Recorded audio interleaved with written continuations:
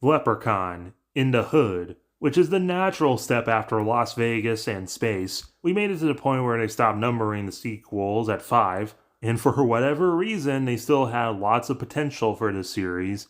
Like the original director wanted to do a vampire film, which may or may not have inspired 3. Warwick David considered the idea of the leprechaun having a family, and there was even an idea to have the leprechaun in the White House, which would be way too funny.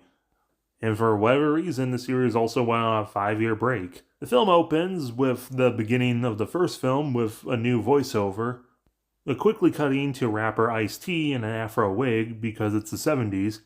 Him and his well-throwed friend Slug find the statue from Leprechaun 3. Ice-T, for whatever reason, is only interested in the golden flute, which was never a thing before. Slug takes the medallion off the statue, reviving the leprechaun, still played by Warwick David, who then kills him with his throw pick. So I guess because they acknowledge the statue and the medallion, this makes Leprechaun 4 non-canon. Ice-T sees this and tries his gun, but the leprechaun heats it up, so plan B, he has a knife in his throw. But then the leprechaun tosses it away, so plan C is for bat, which the leprechaun throws away. And plan D is steam, which knocks the leprechaun back and comically gets the medallion on him again, turning him into a papier-mâché statue, which looks way worse than the one from 3. Cutting to 2000's Compton. This is Postmaster P and his posse, Stray, Bullet, and Butch. They're trying to audition to be rappers to get out of Compton to go to a contest in Vegas. They're not the worst audition they've seen, but now because their gear is wrecked, they have to find quick money. So trying to pawn this totally real Hendrix guitar, but the guy's not buying it. Going across the street and the Chinese pawn star doesn't agree either. Leave Chow's door. Go on, Hickman, have your black ass home. But hey look, it's Ice-T. P doesn't like that gangsta scene, he wants to spread a positive message. But Stray is like, fuck your positive message, we need money.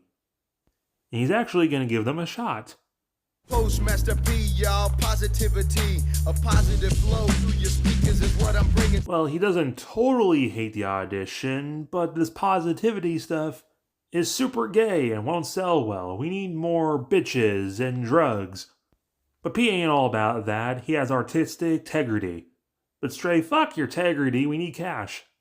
They got no money, no gear, no shirt, no Ice-T contract, so let's go commit armed theft. Not to just a liquor store, but go all the way to Ice-T, which sounds a little like 0 to 1,000.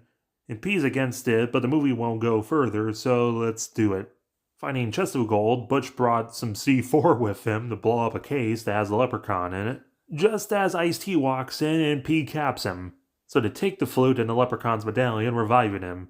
Be gold, you thieving hoods. You got more loot than Tiger Woods.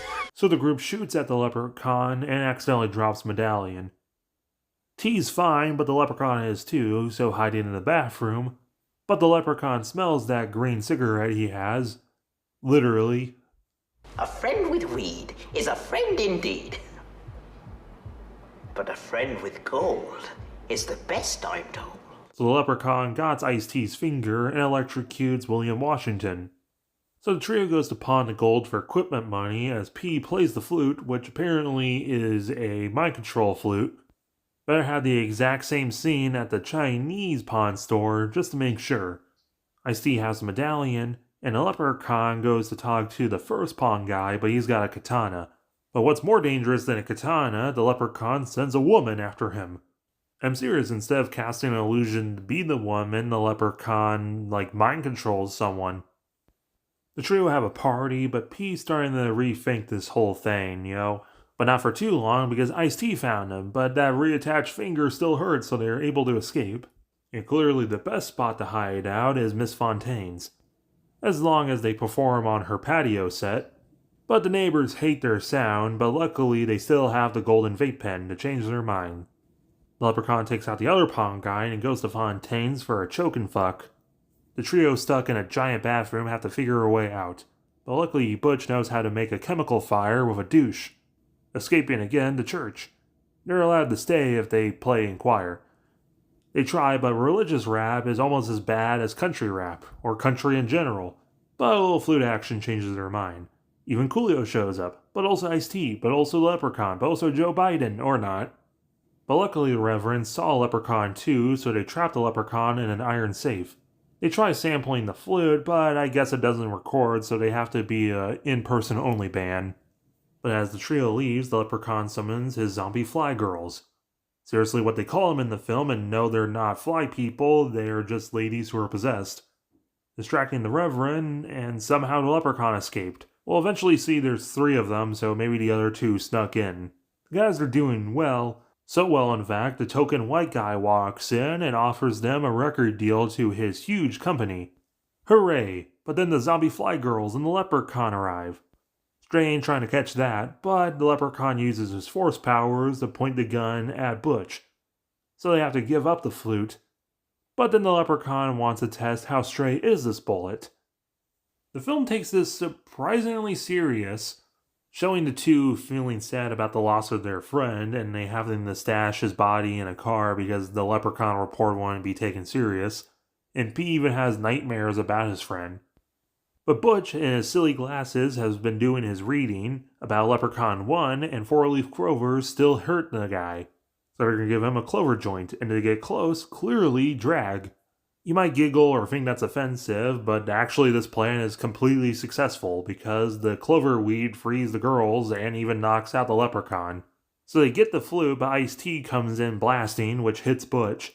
Ice got the medallion and he wants his flute back. But he thinks P won't shoot him, but he did it before and of course he does it again. The leprechaun wakes up and explodes Ice-T's stomach. But he tosses the medallion in the air, and it cuts to Postmaster P, the biggest name in music. And he's actually a zombie, so the leprechaun won.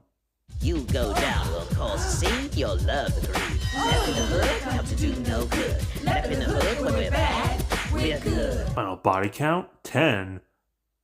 This film's kind of weird, because it's definitely one of the best acted of all the sequels to Leprechaun, and honestly has some of the best characters in it. The trio feel like real people going through a real situation, while even being hunted by a crazy little leprechaun. He's definitely handled way better than the last film, actually rhyming regularly, and with the iron safe and the medallion, it feels more connected to the other films than the 4th did. But also I feel like the film would have been better without the leprechaun in it.